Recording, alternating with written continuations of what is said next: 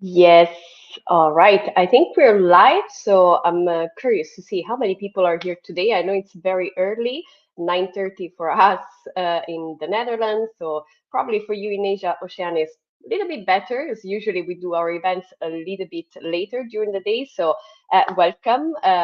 If you're from that part of the world, of course, welcome from every part of the world. I'm super excited to be here today. It's our first YouTube live, so I hope technically everything is going to be fine.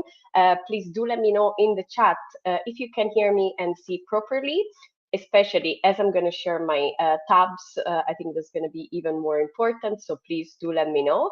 And of course, this is recorded. So for all of you that can't be here today, well, you're going to be able to watch it again later. I would say let's not waste any more time. So today, YouTube Live is actually all about LinkedIn. Now, why did we think of doing this YouTube Live? For two reasons. The first one is that many of you in our training, and not only also on LinkedIn, people that reach out to me or by email and so on, often ask me, okay, how can I manage all my tasks, right? So how can I be efficient in doing everything I have to do in my business development job? So that's one thing. So really, how can you structure your tasks so that you can be efficient and make sure that you don't miss anything on the way? And the other one, of course, is really how we can make a better and efficient use of LinkedIn. Why? Because what we noticed, many of the people that come to our training, when they come to the training and they talk about LinkedIn, often what they do is actually just really connecting with people. So that's really the only thing they do, right? Is just connecting with people, sending messages to potential leads, and that's it. But this unfortunately doesn't really work on LinkedIn for one main reason, which is LinkedIn was not designed as a platform where you can find leads. It is definitely not designed as a platform where you should spam people with all the things you have to offer to them. So that's super important that we understand that LinkedIn is first and foremost a platform for networking. So really just to meet other professionals and of course leverage this network then to find growth opportunities. So that's pretty much what we're going to do today. We're actually not going to do any cold outreach on LinkedIn. Maybe we can do another live on that later on. Today, I really want to focus on all the other tasks that I do every single day, actually, and really that go a little bit beyond just the cold outreach and really just sending messages and so on. We're going to talk about personal branding, thought leadership, engagement, and really building a good network on LinkedIn. So if you're a little bit old fashioned like me, I always like to write down all my tasks also on paper. But I will actually share with you also the template that I use, that we use internally at the BB School. That's also the same template for managing LinkedIn tasks that we share with our students as well. After the session, I will also put a lot of links in the description so you can also find all the other resources that we have on the topic and really make sure that you can improve your LinkedIn process. So I will start now with the screen share. So please let me know if you can see and if it works everything correctly. I think so. I was just checking the team and it looks like everything is working as it should. But of course, you never know with technology. So I'm going to just start the screen share and basically take it from there. I just want to minimize this little screen so I can see what you see as well. All right, perfect. Okay, great. So I'm gonna start sharing.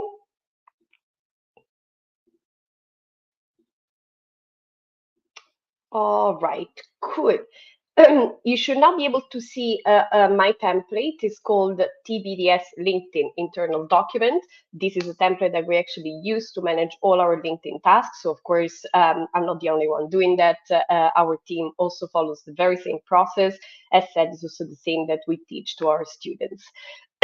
Now, before we can go on with any other task, it's really important that you really focus on this first step, which is the step 0, which is the profile optimization, right?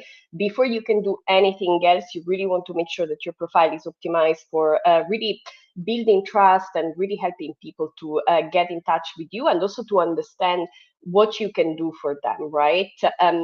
This is especially important if you use LinkedIn only for cold outreach. So if all you do is really just sending cold messages to people, you really want to make sure that your profile is optimized and that everything you do basically it's proper. All right, so there we are. Now, in this first tab, you find some very important things that you have to do. First thing is to optimize your profile picture. So really making sure that you have a nice profile picture, a headshot, professional. Please don't use images that are, from your holidays with sunglasses and so on. That doesn't work. That doesn't really help you build trust. Then you want to have customized headline, background image. If you want, you can also customize your URL and so on and so forth. So I'm going to share with you my LinkedIn profile, so you can just see a little bit what I mean when I talk really about optimization. Now, the first thing you want to make sure that you have, that it really looks professional when you first go. So you want to have a nice image, ideally with a value proposition or what you can do for people, or it can even just be something that you really like. One of our students, for example, had as a background picture a picture of a lake, which I loved it because I really love lakes. I was like, oh, that's so nice. And that immediately gave us a chance actually to do some chit chat and, talk about what we like and so on. So it really helped us to build a rapport. So make sure that there is a nice picture and so on. Then use this section here where you see founder at the BD School and business development trainer. This is the headline on your LinkedIn profile. So make sure that you use some keywords that can help you be found by people online. Now, I put, of course, business development trainer and founder. Those are the two main things that I identify with professionally. But the business development trainer is also put there because in this way, if there is someone on LinkedIn ever searching for a business development trainer, hopefully they will be able to find my profile. So you can do the same. Rather than writing your value proposition here, just use keywords. And then you can use keywords related, of course, to what you offer. Or if you're looking for a job, you can put your job title and so on, right? So, but really use keywords in there because they help you be found a little bit more easy. And then, of course, just make sure that you have a very nice about section. With all our students, we always rewrite the about section, the bio. I rewrite it regularly. This actually, I would like to rewrite it again. I'm never satisfied with it. But my goal with the bio is really just to give you a glimpse of who I am as a person, right? So I really want to make sure that when you get there, you know what I'm doing, why I'm on LinkedIn, what you can get if you connect with me, and of course, ideally, also like give you a little bit of, let's say, more insights into who I am as a person more than as a professional. This Keep in mind that, of course, LinkedIn is a professional platform, but at the end of the day, even if you do mostly B2B and so on, you're still talking to people, right? So it's important that you like humanize a little bit your profile. One thing I recommend, for example, is to write your bio in the first person, not the third person. Uh, because the third person really puts a lot of distance between you, yourself, even, and the people reaching out to you. So just use the first person, right? And just tell more about you. You can also highlight your top skills. That is even more important if you're looking for jobs. But even if you're not looking for jobs, make sure that you highlight the skills that really make you special, and you can just highlight them on top. If you are already posting content on LinkedIn, you can also make sure actually to put some featured in this, some top articles or top links or anything basically that you want people to have an immediate look at. You can put it in the features section. So in this case, for example, we have, of course, the two main courses that we offer. So we have actually the course catalog here, and then we have the corporate training on this link. So basically, the first thing that people see when they go on my profile is our these two services. And then I always like to highlight one post, maybe a post that I saw work well on LinkedIn, where there is a bit of engagement, or a topic that is really dear to me, or that I know that people are going to like. Or in this case, the latest post was business development is not, and then basically I explained all the differences with other strategies, with other departments, and so on. Now, moving on, of course, there is also like, well, my activity is quite busy. I tend to post very regularly. And then, of course, there is the experience. So make sure that you also have a very nice, clear experience that really share what you did. Once again, if you're looking for jobs, you can write your achievements here, for example. If not, just make sure that you explain your value proposition. So really what it is that you can do for your potential customer, partners, and so on, so that people understand what you can do for them, what's the value in working with you. But you can also use it for social proof, putting links to case studies and so on. So you can really use your like, your experience shouldn't be just a way to showcase what you do, but you can use it as a way to actually attract the right type of people that you want in your network. We're going to talk also about the type of network, how you should build it, and what type of people you should surround with. But I'm going to share that in a moment. So first things first, before we can do anything else, so make sure that the profile is optimized and so on. And now let's go with my daily tasks and how I really manage my time. Now, first thing I want to show you is my calendar. Might not that it's so busy. So there's a lot of things happening this week. We have a lot of events, a lot of training, so that's really good. But of course, like a very much busy. And this is pretty much the same that happens to all business developers or founders, for that matter. We are always doing a lot of different things, right? So it's really difficult to really making sure that we can do everything on time, and that we don't miss things on the way. Now, what I do and what I like to do is always to start with sales tasks first thing in the morning. Now, for sales tasks, there are actually a few things that I do. Now, there is cold outreach. So first thing, I send out some cold emails to people that I would like to work with. Then I start with my LinkedIn tasks, and then I do a few things in there. Then I do my follow-ups, if I send proposals and so on. I prepare proposals in case I have to prepare some, and then I update HubSpot, which is our CRM. So I make sure that everything we do is also recorded on our CRM, so that basically I don't miss anything. Now, these type of tasks, I always put them first things in the morning, because they're also the ones that take the most energy for me to do, especially the cold outreach. We personalize everything, especially the first email. So I really want to take the time to check every single person that goes into our sequences, and really write something meaningful that really increases the chances of the other person to reach out to me. Now, this is very energy intensive, and you really need to focus and so on. So I always like to take my time for that. And I always do the first things in the morning, because I know that at every hour that passes, the chances that I actually do these things decrease. I know that every time I don't do it first thing in the morning, I end up not doing that, which only means that myself of tomorrow is going to be full of work, because that basically I just have to catch up with all these things. Now, you could try the same system. So you could try to put all the tasks that you don't particularly enjoy or that you find more intensive. You can do them first things in the morning, because they're done, and that's it pretty much. So try that as well. But anyway, this is how I organize my time. And then what I do, I really use a lot of time blocks. So for example, I have one for creative time. I use this time to, for example, think about the LinkedIn posts I want to share, articles that I'm writing, new initiatives, so new experiments that we want to launch, and so on. So I really take it as a brainstorming day. And then I have on Mondays, I reserve some time as a chief vision officer, I call that. This is my time where I really do more founder type of things. So I talk more about, I think more about the strategy of the company, where we want to go, goal setting, and so on, reviewing the performance of the past month, quarters, and so on. So I really try to put everything in there.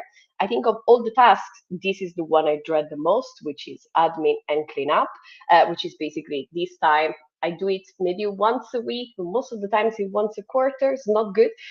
But what I do in this time is really just all the financial things like invoicing and all these boring administrative things. But it needs to be done. So it needs to be on the calendar because I always say if it's not on the calendar, it doesn't exist. So it's better for us, to make sure that we have everything scheduled. Then, depending on the priorities of the week, I also I try to keep my agenda a little bit flexible. So, for example, if you're doing a training in Asia, obviously the person needs to go up in the morning, right? So I couldn't do a training for someone based in Asia in my afternoon. Therefore, I just free up my calendar in the morning. If that's the case, then also my sales tasks are going to be shuffled around. But I always try every day to do everything that is on my to-do list, right? And as you can see, there is also some time for personal things like playing tennis and going to the gym.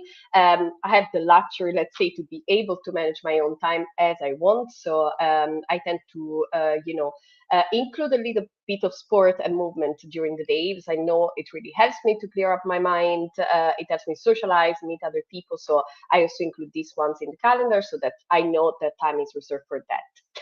All right. Now let's go. First thing that I do on LinkedIn. So every morning when I wake up, typically before 9 or 9:30, what I do is actually just to go on LinkedIn. I go on the news feed and then I just see what happened basically in the hours that I was asleep.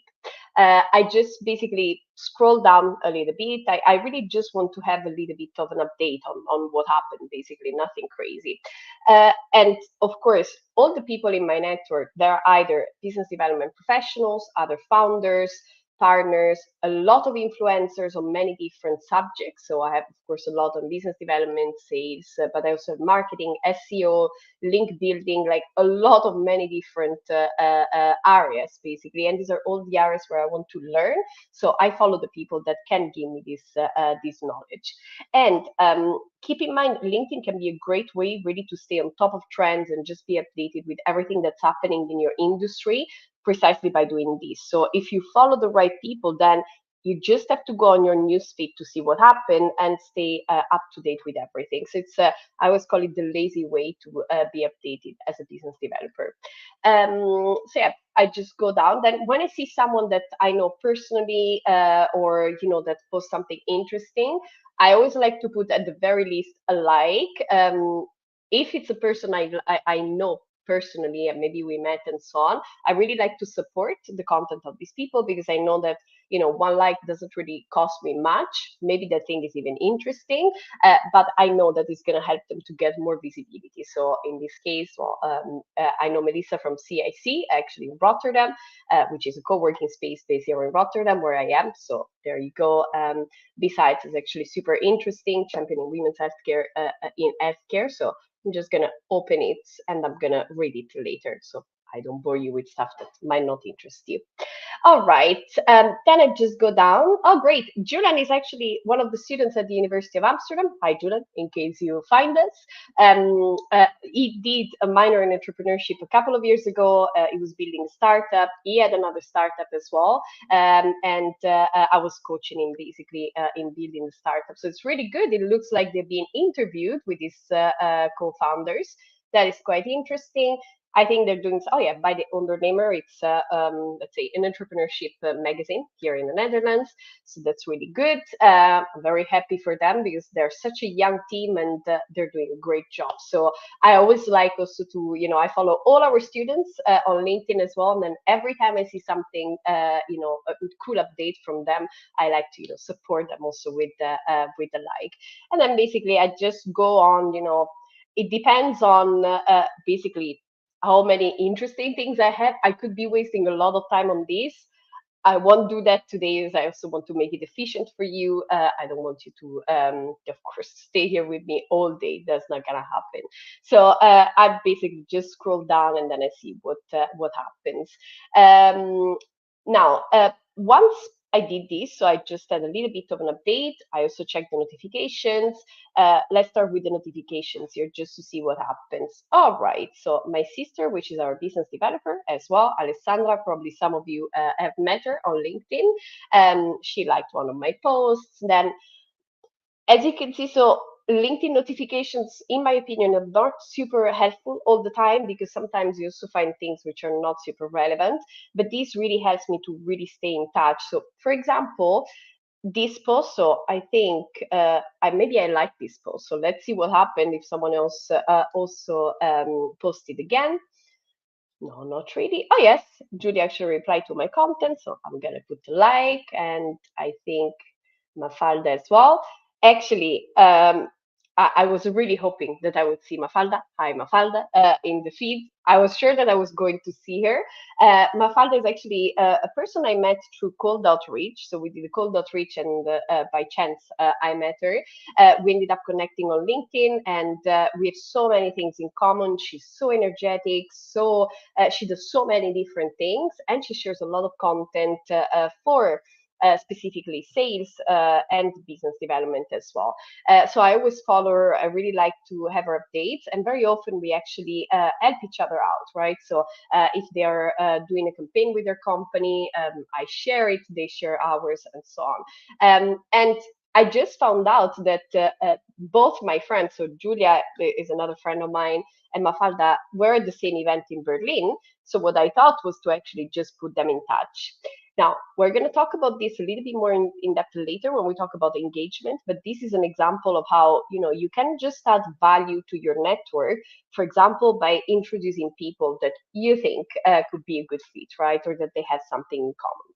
So once I check my notification, I make sure that I don't miss some comments or someone that tagged me or something like that, so I can engage with them and just respond, which is always nice. And then I check my network. Now, in my network, in the tab My Network, you actually find two types of information. So one is Grow. So basically here, you find all the people that send you connection requests or people that I send connection requests to. There is no pending invitations for today. So I'm going to check the catch up. Now, the catch up tab basically tells me what happened in these past days with people in my network. So here you can find anything from people that change jobs, birthdays, work anniversaries, and all these kind of things. So basically, I just scroll through, and then if I see someone that I know or that I would like to get back in touch and so on, I use this feature to basically just send them a message and reconnect, whenever I think it's interesting. So let's see. So for today, oh, great. Martina is also one of our students. So she just started a new job. That's great. She took a master actually in marketing intelligence, and that was one of their teachers as well. So that's really good. I'm gonna put the like, and then I'm gonna check actually what is her job about, right? Ciao Martina, congratulations on your new job. And basically, yeah, you can really use this feature really just to connect and build a little bit more relations. And at the end of the day, as we said, LinkedIn is really to build a network and to build connections. So it's not only about sending DMs, right? It's also about really taking an interest, a genuine interest in the people that make up your network, basically. All right. So once I did this, and this for me is just a little check in the morning. Most of the times I actually do it before I even start working. So if I'm having breakfast and so on, I just go on LinkedIn and then I scroll through, and anything that I find interesting, I connect with. Now, what I do next, so I go back to my file, and here we have a list of the dream companies, we call it. So some companies that we would really love to work with. So as I open them, if you work for some of these companies and you would like to take a training with us, talk to your managers, because you never know, maybe they're looking for training, business development training as well. Now, what I do here with the company, so there are two things that we do actually. So on one end, we do cold outreach. For this, we use emails, we use LinkedIn, and that's pretty much it. Actually, we don't do much cold calling, so mostly LinkedIn and emails. So what I do basically is with this task, I want to make sure that companies see my face, and that's they say, okay, well, this girl like BD school, what is that? Okay, because these people, I'm already reaching out to them on LinkedIn and by email, right? So I just want to make sure that they keep seeing my face so that I stay on top of mind.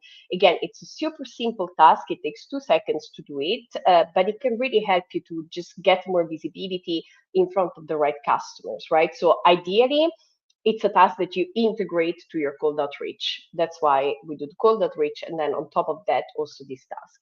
How does that work? So basically, I would just open a few links. What I do is just I select a few, then I click on open more links, open links, and then I just go to these companies. Now, let's see, it's loading. All right, perfect. Now, for all these companies, what I want to do, first of all, I want to follow the company page. I will also, yes, perfect.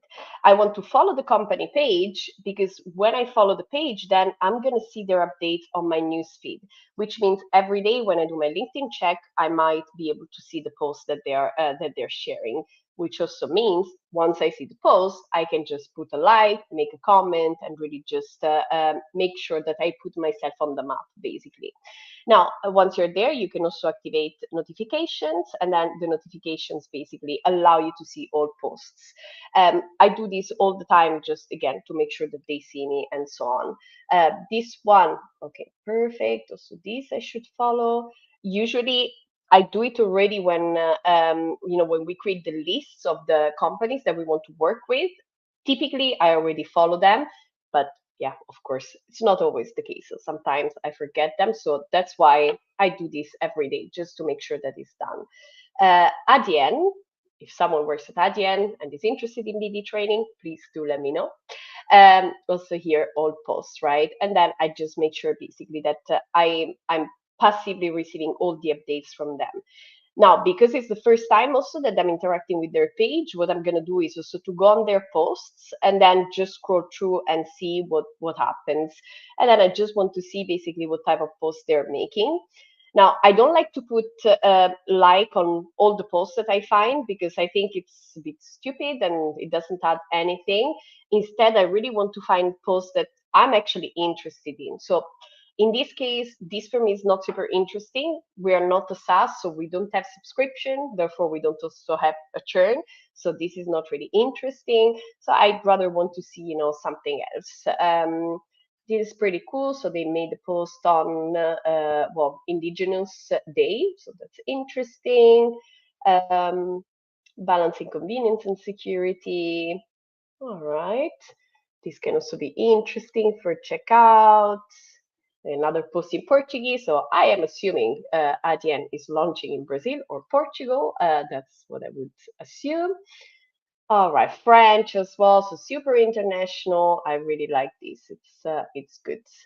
All right, great. So in this case, for example, a lot of things are not super relevant for me, or I don't find super interesting. So what I'm gonna do, I'm just gonna wait that they post something interesting. It appears on my feed, and then I'm just gonna open it from there. So I do this every day. So I just check the companies, and then once I did that, I'm gonna just make sure that I know that I'm following them and that I also did a daily interaction. Well, in this case, I didn't because I didn't like or comment on any post. But if you do it, then you should like it. Now, if you have the access or admin rights to your company page, you can also do the same with your company page because then when you put a like on a post, there is going to be the logo of your company basically. So it can be good also for brand awareness. But by all means, do it also with your profile. Now, we do not use LinkedIn Sales Navigator actually, so we mostly use spreadsheets and then HubSpot once something is actually someone is an actual opportunity. We don't use it to put all the contacts that we find. That's not relevant. But we do use spreadsheets more or less to manage all this type of tasks. So you could do the same and so on. Now, we do the same process also for the leads, so the actual or the prospects, right? So the actual people that work at these companies. I will not show you that mostly because I didn't ask permission, of course, to these people to show them. Of course, that's a LinkedIn profile, so we are kind of allowed, but I don't want to risk anything. But the same process, you do it also with your prospects. So make sure that you have the LinkedIn profiles, and then every day, every now and then, just activate the notifications, follow them, and then whenever they post something that you find relevant, also put a like or a comment as well if that's interesting. All right, so we check the newsfeed, the catch up that is done. We also check the company pages. and the lead list, which I didn't show you, but that I told you how to do it. So we are of 4 out of 9 different tasks. Perfect. So the next thing I'm going to do usually, and typically this I do it before I actually start like posting or this kind of things, which is checking a list of LinkedIn influencers.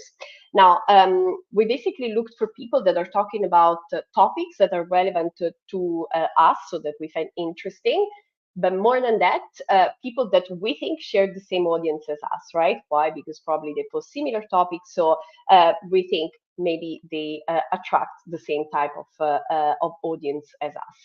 So what we did basically is just find like in the search bar of LinkedIn, we looked for example, business development, let's say.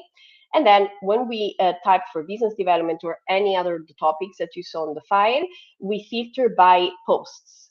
And then basically, this is going to give us an overview of all the people that posted something on business development, right? Now, the Khalid, hi Khalid, I saw his post a few times. We follow each other for a while.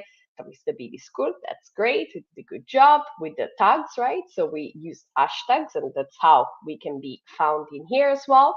So make sure that you use hashtags.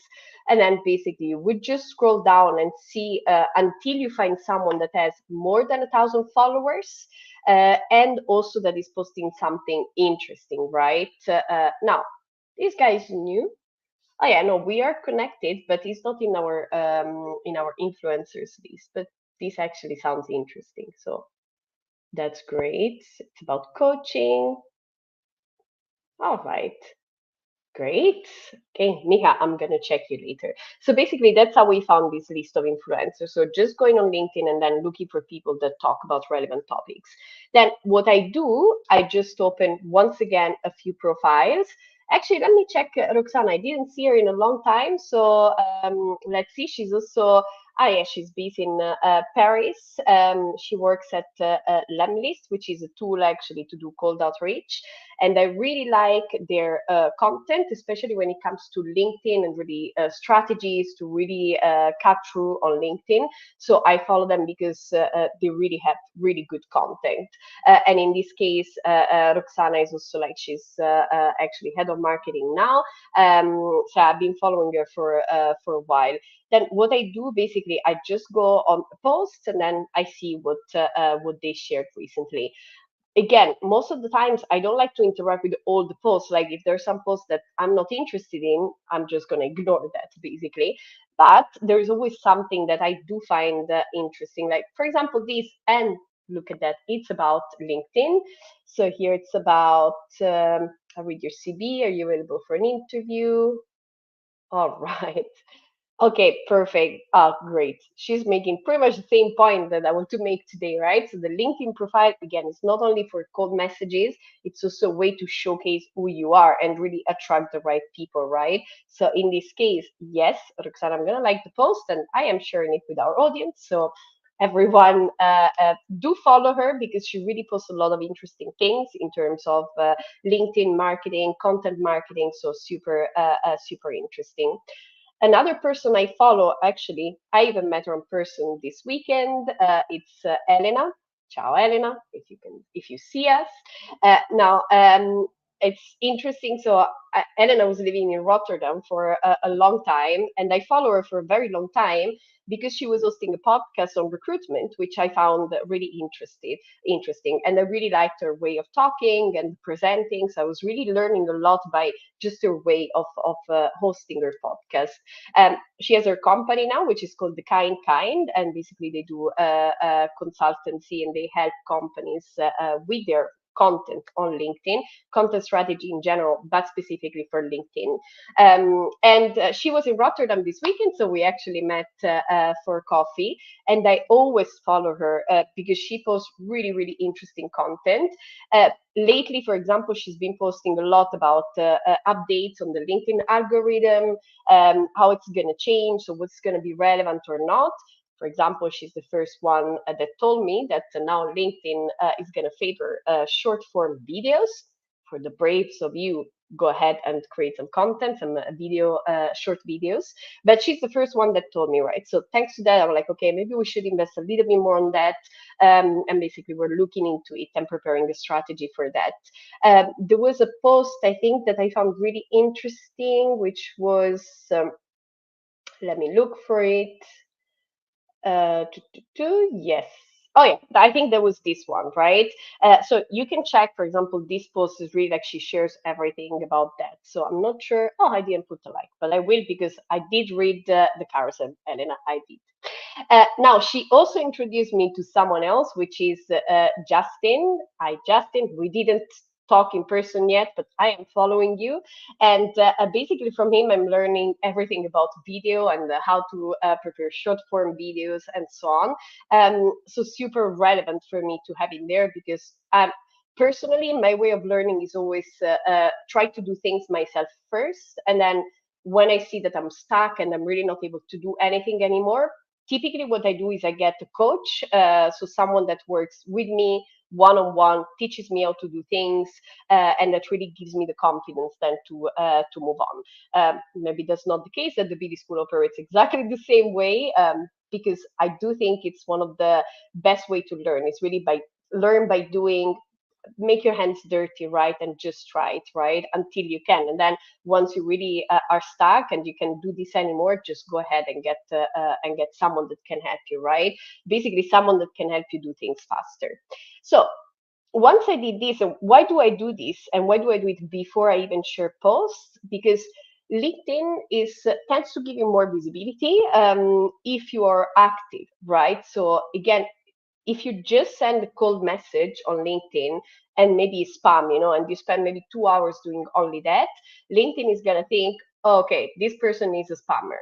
Especially if some people are not accepting actually your requests, right? So if many people don't accept you, then LinkedIn really flags you as a spammer, and therefore you're going to get even less visibility. You can access less contacts on LinkedIn, less profiles, let's say, and therefore your cold outreach also is harmed by that. While if you before that, so before you do that, you do all these tasks and really you engage with other people in your network, you build a network which is composed by influencers, potential partners, industry leaders, and also potential clients, your colleagues, your friends, and so on. Then you have a very complete network that helps you not only to find potential business opportunities, but also to grow, to improve yourself, to work on your self development, and really learn a lot of skills pretty much for free and in a very passive way.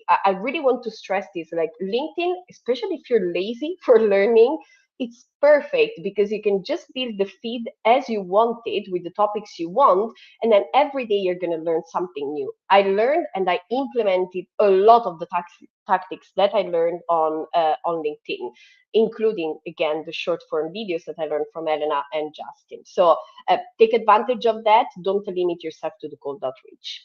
All right. So this is the other thing that I do every day. Again, usually I go through the entire list, and then what I do is, okay, perfect. Did I leave the daily comment? Yes. Okay. I like to leave a comment because I also like to, if I can add a little bit of value to the audience of these influencers, of these people, I like to do that. So I try to really, I don't post something like, oh, great post, thanks for sharing. But I always like to leave my 2 cents, right? Now, this helps me show my expertise, right? And put myself in front of a lot of other people. It helps the creator, so the person that made this post, to also have a higher engagement, which means higher visibility, which means a higher chance to be seen by a lot of people, right? So at the end of the day, it's really win-win, right? So I get seen, they get seen, we're all happy, right? And all the people reading these comments and these posts, they can get knowledge for free until they also start posting, hopefully, right? Okay, so done. Influencers list. Now, comments, likes, or messages, right? Now, what I do, again, if there is a post that I find interesting, like for example this one, or other posts from other people that I follow, I think this one actually participated to this poll.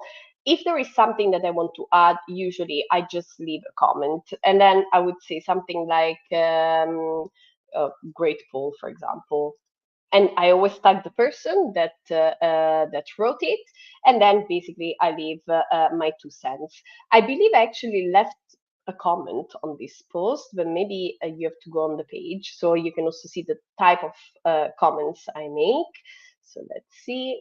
Just to give you some ideas, basically, because I think, like, especially at least based on what I notice with our students, some people are a little bit scared of posting, commenting, and so on, but at the end of the day, it's actually super important to do that because it really gives you visibility and it really establishes your credibility as well. So that's, you really, like, if you're serious about your BD career, you should really invest in this. You cannot escape it. I mean, a few years from now, when Google is going to limit even more the amount of emails you can send, and people are going to be done with cold outreach, you really need to leverage this. So just, get ahead of the curve and start doing it now. Now, I wanted to show you the comments. So let me see, where was that poll? It's already been maybe a couple of weeks ago, I would say, probably a little bit more as well. Let's see. This is also part of the process. Sometimes I'm just like scrolling all the time because then I cannot find things and so on. So that's a little bit annoying. Now, I didn't see the poll for some reason. I probably missed it. That also happens a lot. All right, well, fair enough. There is not my comments. But if you go on my profile, actually, what you can do just to have a bit of an idea. So if you go on my profile, by the way, last week I reached 17,000 followers. So thank you so much for everyone. I forgot to celebrate it because in the meantime, I didn't see the 17,000 passing, but thank you so much, everyone.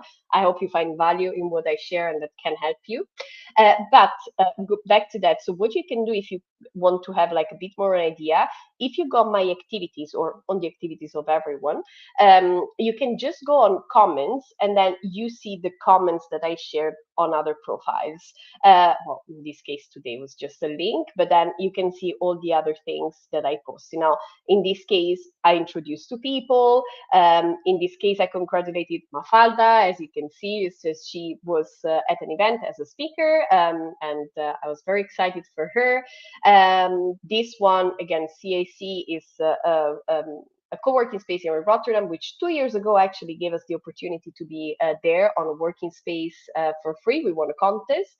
So I'm very grateful for that. And every time I can, I support them and so on. And then basically you can just see that. So the post, like, the comments don't need to be just, like, oh, yes, I think you should be doing this and that, or I want to add my 2 cents. Sometimes adding value is really just, a very simple comment, just saying, hey, congrats, like, I'm so happy for you. I knew you would do a great job, that also helps you build relationships. Because again, here we just want to build relationships and build a network that can support you when you need it, which means support you when you're going to share your content and so on, but also in terms of introductions, right? Because I know, for example, that I can ask Mafalda if I have an event coming up. I know I can ask her to share it with her network, and she's going to do it. She actually proposed it to me once, So it's really about building this genuine, I would say, friendships, right? Now, at the beginning, it's always online, so it's virtual friendships. But like in the case of Elena, you can actually meet in person, and then you find out that you have a lot of things in common, the relationships grow, and so on. So it's just a really good practice, and you can really enrich your professional life. All right. Now, we talked about, of course, your profile, LinkedIn profile. We talked about outreach, right? And really, how can we use LinkedIn not only to send messages, but also to put yourself in the map, right? With comments and likes on company pages and profiles of your prospects. We talked about engagement. So we talked about following the right people, engaging with their content, commenting, and so on. Now let's talk about thought leadership. Now, thought leadership is really about sharing your expertise, making sure that you become a resource for people. Now, I know that a lot of you are scared of doing that for many reasons. For example, you might be scared of what your colleagues are going to think. Maybe they're going to think that, I don't know, you are, I don't know it all, and you don't want to pass for the know it all or something like that, right? get over that, in the sense that you should really enter in the optic of like, okay, if I share content on LinkedIn, first of all, I'm going to share only what I know. So don't go crazy, trying to sell something you don't know or something like that. Share what you know, share what you're interested in, and then really enter in the mindset of, okay, if I can help even just one person with this post, I should just do it. That has always been my mantra since the beginning of the business school, when we posted the first article and so on. I always said, okay, it doesn't matter. So if I can help even just one person, I'm happy. That's good, Then over the years, because I was consistent and I was really motivated and I really feel on a mission, I was able to grow in that sense. But nothing would have happened. We wouldn't be here today if it wasn't for that passion and that commitment that I had at the very beginning, even just for one person. So forget about the external world. Like, people on LinkedIn are generally nice, so it's rare that you're going to be hated or something like that. And even your colleagues, maybe at the beginning they're going to be like, oh, what is she doing, and so on. But after that, it's okay. It happened to me as well, but that's okay. I'm alive and well, and that's good. Nothing happened. If anything, I like to think that I added more value than pollution, let's say, on LinkedIn. So go ahead and really start focusing on that. Now, what does it mean to work on your thought leadership? There are a few things that you have to do for that. Personally, what I do is, and I'm gonna share these things with you. First thing is LinkedIn groups. Now, what I do, and this I do it almost every day. Maybe some of you found me on these LinkedIn groups actually. So what I do basically, we have a list of a lot of groups for business development. So there are actually more than these ones. And then what I do is every day I open a few links. I'm going to open just one because I'm scared that the computer is going to crash at some point. What I do on LinkedIn, basically, I write a post. And the post can be either a link to an article that we shared recently that I think could add value to the group. It can be a video. For example, yesterday I shared the link to the YouTube live, so it was this one. If we have a webinar, I post about the webinar, and anything else that I think is going to add value. And then what I do, I copy paste it, and then I copy it, and then I paste it in all the other groups. This task in total, if you have a good computer that runs fast, which wasn't the case for me until a few months ago, so it would take me a long time. But if you do have a good computer, it actually lasts like maybe 15, 20 minutes, right? So it's relatively easy to do. It doesn't cost you much, but it really gives you a lot of visibility in front of so many people. So you can leverage the groups really for this, right? So what I would do is, I'm just going to start the post. Now, I want to also show you how I use ChatGPT. Why? Because I noticed that a lot of people are using ChatGPT, but they use it wrong, in the sense that they basically just paste what ChatGPT gives them.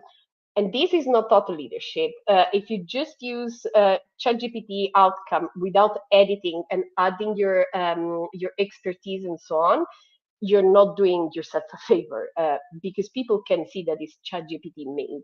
And I'm going to show you actually what I mean by ChatGPT made. Now, today, the post I want to make is actually about a webinar that we have tomorrow. So do join us after the live. I'm going to put all the links in the description so that you can join us tomorrow. We have a webinar on storytelling for business development. So what I'm going to do today is to promote the webinar in the groups. Now, let's assume I don't have any idea what I want to write today for this post, because I don't know, I'm busy, I don't have time to think about it, right? Or I just don't feel creative today, which sometimes it can happen, right? So what I'm going to do now is, first of all, I'm going to copy the content of the webinar, right? So the description of the webinar. So I'm just going to copy pretty much everything in here on our page. Then I go on ChatGPT. Now I'm going to prompt ChatGPT to help me write a post for LinkedIn. So I'm going to write something like, I want to write a LinkedIn post promoting our webinar tomorrow. This is the description.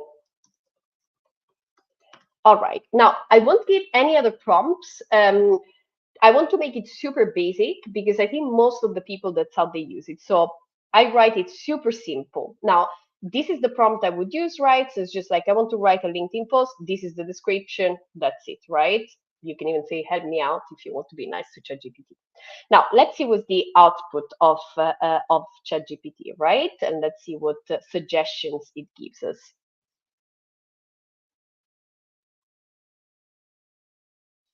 All right, good.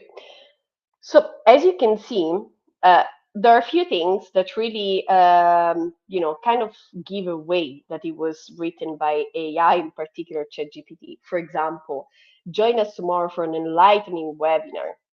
An enlightening webinar. I mean, I hope it's going to be enlightening, but who says enlightening webinar? Nobody, ChatGPT.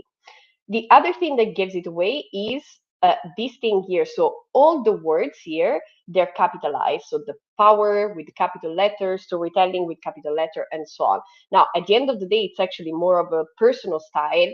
However, technically in English, we don't write with capital letters all the time, right? That's typical in Germany. So if you're German, you know that you write everything with capital letters and nouns, but that's not something we do in English. For some reason, ChatGPT does it all the time. That's something that really annoys me, right? Then we have, so this is one thing, right? But then when you read, so first of all, I'm going to be writing the post, so I'm not going to write meet our speaker, me. So that's a bit weird, but that's okay. Didn't understand the point. But as you can see, it's a little bit generic, right? So it doesn't really add much context, much perspective. And when I write my post, I also like to put a little bit of my own story because I like, again, this is going to be about storytelling, right? So I would like it to be a little bit more personal and something really more about my own experience. What's going to be the point of this webinar, right? So let's see. I always like to start with okay, so let's see what could we write.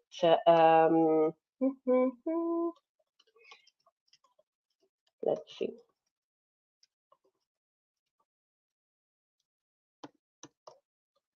And then I would say focus storytelling, on storytelling actually.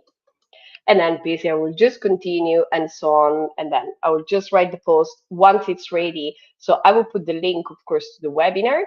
Now, for the links, a little like pro tip, let's say. So if you're writing a post on your personal profile, I would recommend you to put the links in the comment section because LinkedIn pretty much doesn't want that you send people out of LinkedIn, right? Out of the platform. So if you integrate your link already in the caption, then basically it appears this, right? So you see a little preview and then people can directly click and then they go out of LinkedIn.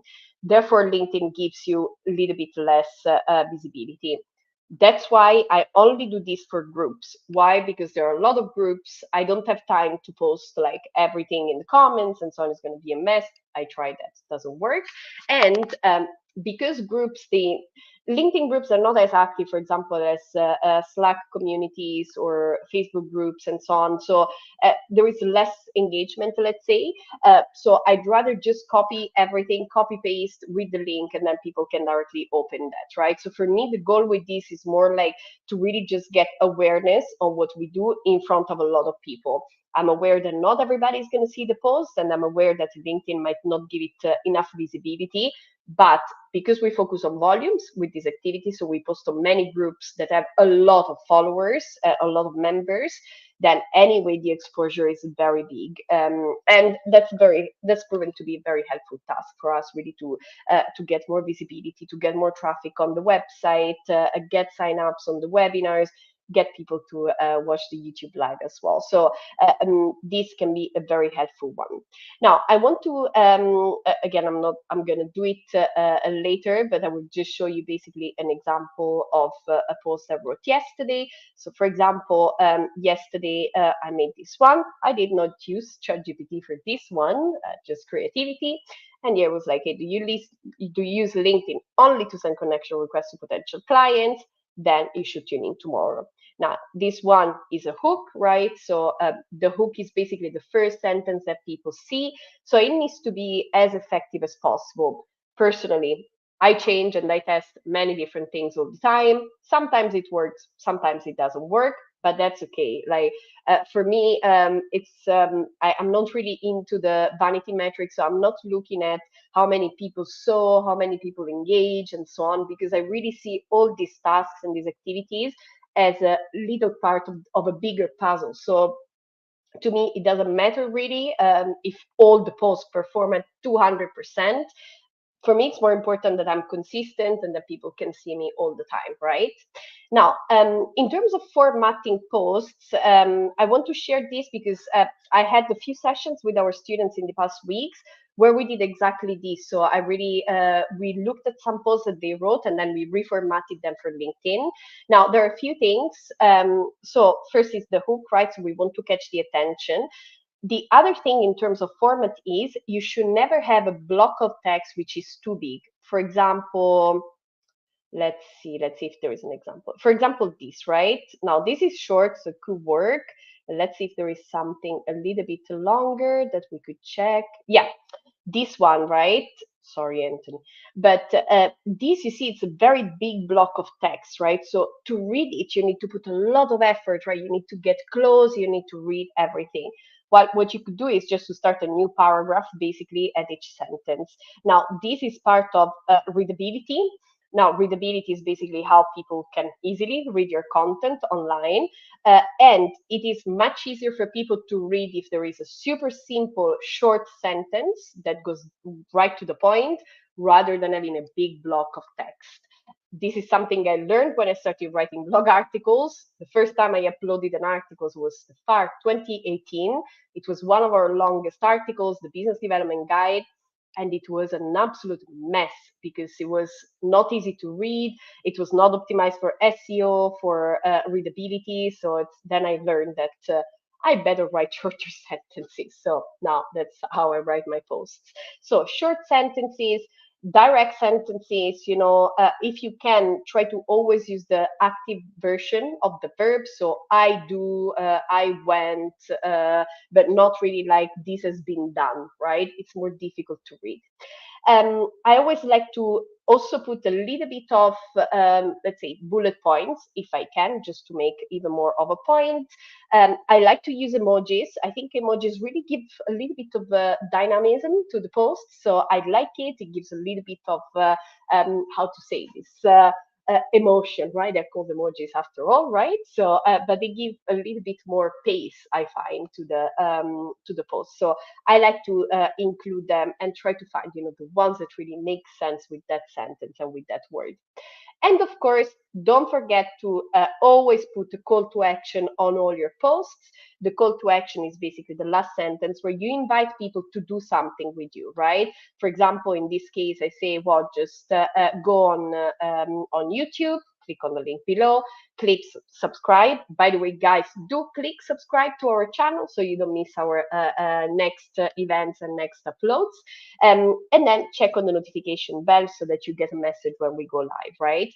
Now, in this case, the call to action was go on YouTube, subscribe, and then watch the live. But if I'm promoting a webinar, of course, it's going to be sign up here, do this, do that. All the posts, though, all the posts that I write, they always have a call to action. So even if I'm just writing a post based on my own experience, just storytelling and so on, I still like to write a call to action. So let's look at an example, for example. So let's see here what we have. Okay, I know how to do it. So, and with this, I'll show you also this other feature, which is the analytics, basically, of your posts. So these of your profile. So basically, it tells you how many people viewed your profiles, how many impressions did you have on the post, and so on. So if you're just starting, again, it's not relevant.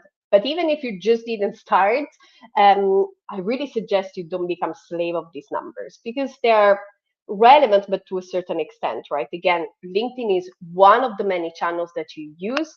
It needs to be effective, it needs to work, but you shouldn't become slaves of these numbers. Now, let's look at the analytics. So I'm going here so that you can see a little bit how to find, this. I want to show you one post with a bit more storytelling. So I'm going to put the performance of the last 365 days. I think all the people that sell now LinkedIn content, and so they're going to reach out to me because they're like, oh, we can help you improve the analytics. Don't do it, guys. I don't need that. And there's always Elena if I need someone. Here we can see all the impressions. So let's see if there is a post. Yeah, perfect. So this post is a type of post which is more of a storytelling type of post, right? Now, as you saw from my calendar, I do play a lot of tennis. I actually have a tennis session at 11 this morning, so I'm going to leave you soon. Now, this type of post is actually a type of storytelling. So I'm just talking about my experience with tennis, and I relate it back to my business development or my professional life. As you can notice, as you probably noticed as well, typically posts where you share something more personal, they tend to perform better than, I don't know, very boring process-oriented things and so on. So that's something you can test with if you feel comfortable with that. I know not everybody feels comfortable with that. I personally like to do it, but I like to do it only to a certain extent, in the sense that I only show what I want to show on my private life, right? Actually, 90% of what I do outside work is never visible online on pretty much any of the social media, because I also care of keeping my life private. So you don't have to do it if you don't feel comfortable with, or if you want to keep it private. And but keep in mind that you don't have to do it to the extent that you're showcasing your entire life and so on. You can choose what you post, right? So you're basically in charge of your narrative, and you only share what you want to share. But if you can put a bit more of your personal experience and so on, that helps. So same formatting, right? So emojis, short sentences, and so on. And then here, call to action. Now, in the case of a storytelling type of post, the call to action, of course, needs to be adapted. So in this case, I ask, for example, what is that one thing completely unrelated to work that helps you be better at it? And then, of course, a nice picture. In this case, I did win that match, end up losing the tournament, but that's okay. So you can also share this, right? Again, private ones, I always say, be like, moderate that. I don't like when we're always sharing like just selfies or these kind of things, especially if they're useless. Because that's what many people do. They post a selfie just because they know that selfies get more views on LinkedIn. Personally, I find it a bit too much. So once in a while, I think it's good. It helps you connect with other people. Like, I learned that there were a lot of people in my network that play tennis, some based in Rotterdam. So we actually play tennis together. So that's, again, I made connections through something completely unrelated. Some of them are business developers. So that's really good. All right. So posting on groups, we talked about that. Posting on the profile as well. Now, I will show you a little bit like my process for writing on post. I have to admit that I'm also not super, let's say, strict in terms of my schedule, and this because I hide behind the creativity, in the sense that I really like to write or to post content when I feel particularly inspired, or when I feel that I have something to add, something of value to add. I don't like to post all the time just for the sake of it. Like, I've seen a lot of people, for example, on LinkedIn. Sometimes they write posts saying, "Oh, today I don't know what to write, but I promised myself that I would write every day, so here I am. Have a nice day." These posts, you can just keep them for yourself. Like, first of all, nobody cares. Second of all, nobody sees you all the time.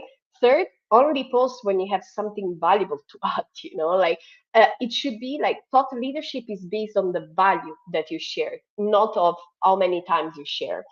And this, I think, should also calm some of you down, in the sense that you don't have to post every day. You just have to post, like, when you feel you can add something. But of course, a little bit of organization is going to help you to keep consistency, which is the one that sometimes I lack. Now, what do I do? So I have a list of ideas. I like to keep this list of content ideas based on, these are based on the challenges that our audience is facing.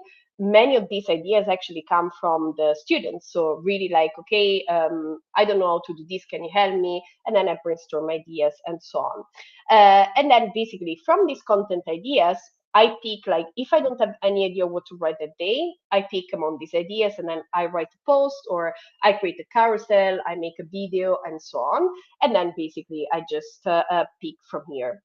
Most of the times what happens to me is, if I'm on a session, in a training session, giving a training, and the student asks me a question, I tend to use this then as an input basically for my posts. Or sometimes I see what people are posting on LinkedIn.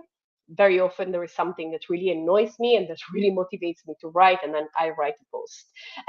But you should always have like a list of ideas to have. Now, if you don't have idea what to write on LinkedIn, again, start from your customers. So what it is that they're struggling with, how can you help them to solve their challenges, and then post something that can be relevant to them. So if you have a resource like a downloadable, a video, a podcast, anything that you think, oh, I think this can really help my potential customers, I'm going to share it, just do it.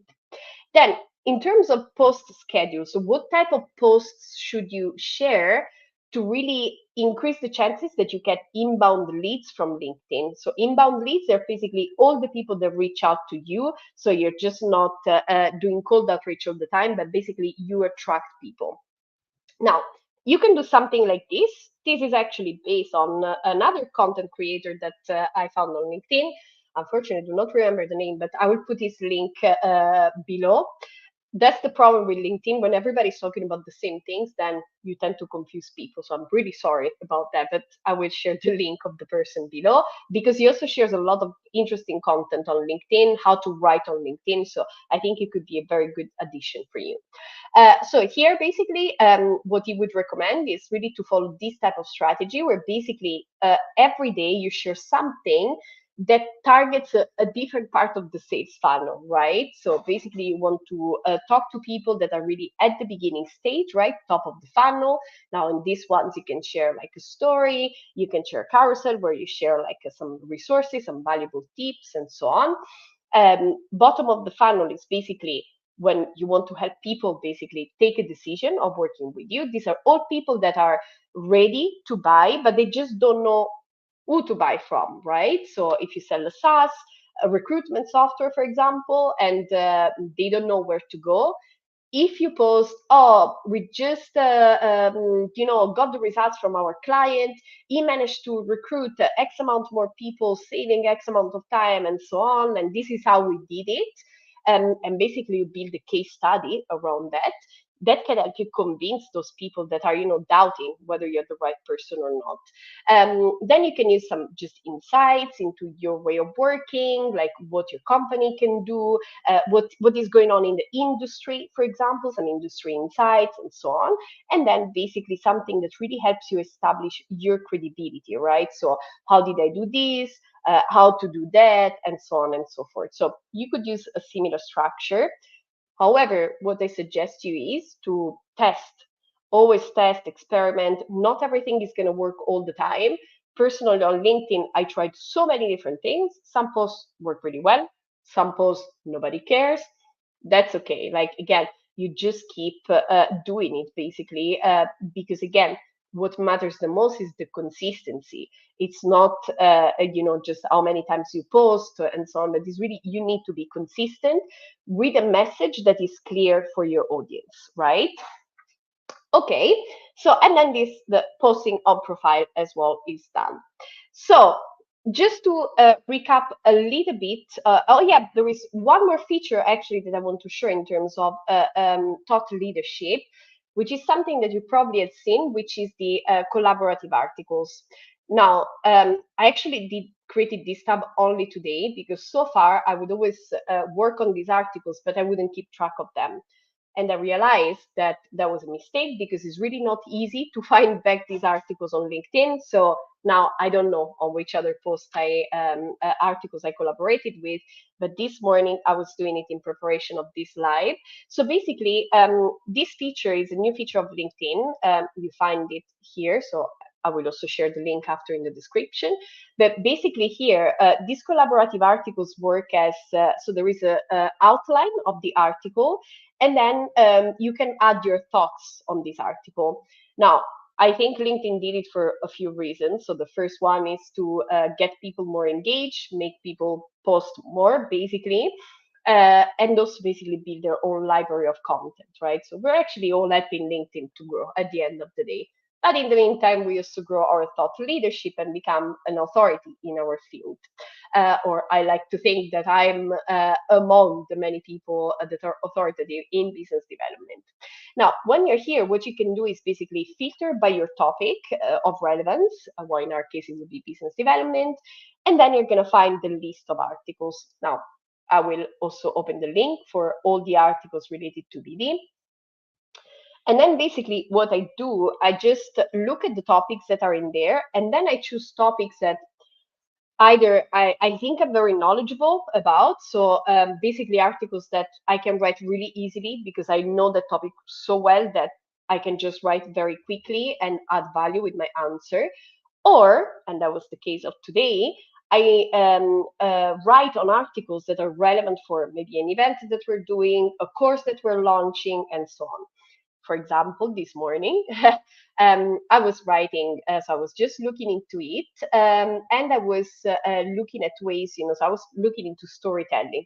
Again, the webinar of tomorrow is going to be about storytelling. Now, it looks like this, right? So you have this outline with the major topics, basically, that you can talk about, and then you just add your comment on here, basically.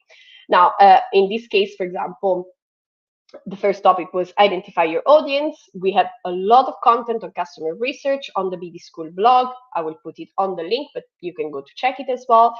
But basically, it's a topic that I find super interesting. I did it many times. We do it with all our clients, all our students. I know the inside outs of customer research. I know how to do it super quick and so on. So for me, it was easy to write this very short comment actually about how to get to know more about your audience. Now, if you do this, and in theory, if you collaborate to 3 or more articles, you basically get a badge on your profile, which tells you that you are the top business development voice. I don't really like this feature, and to be honest, I never really did it for this because basically, if you stop contributing, it removes the badge. So it's really just something basically to keep you active on LinkedIn. And for as much as I like LinkedIn, I am not working for LinkedIn. I'm working for the BD School, so I don't care about having the badge top business development voice, right? However, it does help you to get more credibility and visibility, right? So you could integrate in your daily tasks, for example, you could put maybe contribute to 3 articles a day. Now, also here, uh, what I recommend you to do is don't go on ChatGPT and then comment on this. Try to really add from your own experience, because that's really what makes it all the more special, right? So that's really what makes that comment unique and that adds value. So that's something you can try as well, really to build your thought leadership. All right.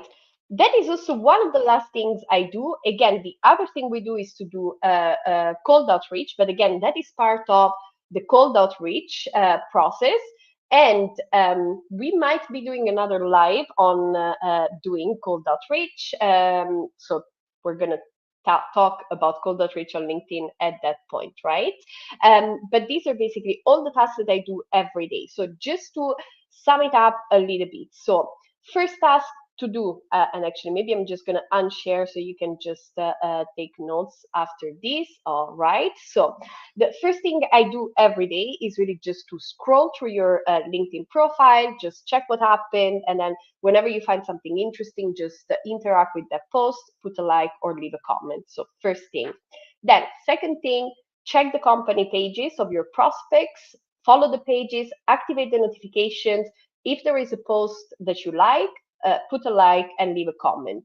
If you're an admin of your company page, you can also do it with the company page. Do the same with your prospects. So go to your list of prospects, Go check their profiles. If there's something you like, then you can put a like or comment, and then just do it for, let's say, 20, 25 profiles a day. So basically the people that you have in your task list from today. Then once you're done with that, you build first, and then you check the influencers list. And then you, again, like, you can use it to learn, to network with other people, and to put yourself in front of the right audience. So choose influencers that share the same audience as you, and people that you can learn from. So basically people that have either more experience than you, or the same experience, but that can really help you to get more visibility. Once you check this influencers list, of course, comment, put a like, or message the influencer if there is something that really inspires you, and that's really, find interesting. Once you did that, you go on your list of groups. Now, the groups should be industry related, right? So if you work in pharma, for example, and you're a supplier in the pharma industry, then you could say, you can look for all the groups that are for pharma industry, specifically for suppliers, right? I guarantee you there are going to be hundreds of groups, so you can find a lot of them. Make a list, and then every day you go in there. The same, you can engage with the other content creators. So if there is other posts that you find interesting, comment, like, a message, but write your own post in there. You can share links, resources, videos, events if you're doing events, downloadables, so that you can also increase your newsletter signups and so on. So basically you can grow at many different levels. So in terms of traffic, in terms of email signups, and so on. Once you're done with the groups, then you start focusing on your thought leadership, right? So the content creation, leave it as a last thing in the LinkedIn tasks. Because as we explained before, then you warm up LinkedIn, and then it helps you get more visibility. So you can post on your profile. So write a post, again, something that adds value to people. If you don't think anything valuable to add, don't post tomorrow. So always have this idea in mind, so it needs to be valuable. And then as a last thing, you can work on 3 to 4 collaborative articles a day. Make sure that you put everything on your calendar as well, so that you don't forget about anything. And pretty much we're done with the LinkedIn tasks. Now, at the beginning, this process takes a little bit longer, but you're going to notice that the more you do it, the easier it's going to get, and the faster it's going to get. So pretty much, like, all these tasks are going to take you maybe a couple of hours in total, but then you're going to become smart. You're going to build systems around that. You're going to build the template, and so on. Talking of the template and LinkedIn in general, we actually do have a course on LinkedIn. So I'm going to share it with you here. So in case someone is interesting and wants to really, you already use LinkedIn and you don't really know how to, really just use it at best and so on, you can go on this link. So you go on the VB School/courses, LinkedIn course, and this course is all specific for LinkedIn. So we're going to do a lot of the tasks we did today, but we're also going to build your own personalized strategy, really specific for your own content. So we're going to see also how to find prospects, how to how to build leads lists, how to send connection requests, what type of messages, and a lot of other things. So it's a lot also focused on the cold outreach and lead generation as well. So if you want to just have a look at our website, and you can sign up directly on the link. If you have some questions, you can book a call with me as well from this link here. So book a call, and we're going to talk, and I'm going to explain you everything and how it works. So that is it for today.